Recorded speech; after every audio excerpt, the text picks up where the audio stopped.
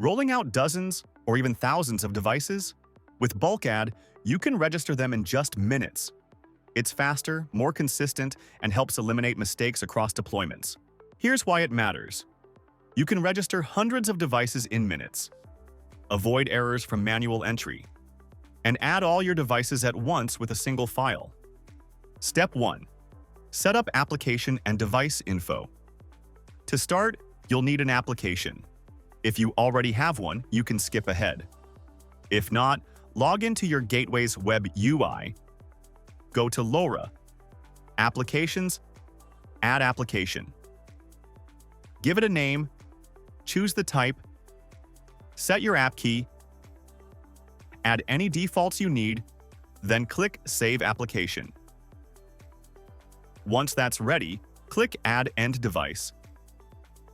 Fill in your basic info like activation mode, device name, and an optional description. With your application set and device info ready, it's time to choose your bulk add method. Method A, CSV Import. For the largest groups, CSV Import is your best option. Download the template. Open the file you downloaded and fill out the required fields. Then upload your file. The system validates automatically. Valid entries go straight to the End Devices list, while errors and duplicates are shown in End Devices with error. When everything looks good, click Add End Devices, then click Add to finalize. That's Method A, CSV Import. Best choice for large-scale deployments. Method B, Bulk Generate. If you're working with sequential device IDs, try Bulk Generate. Enter a base dev EUI or a base dev address if you're using ABP. Then set the step or hex increment and count.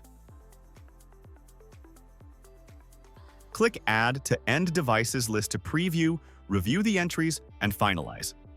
Quick, simple, and ideal for production lines. And that's Method B, Bulk Generate, a way to quickly generate sequences without CSV.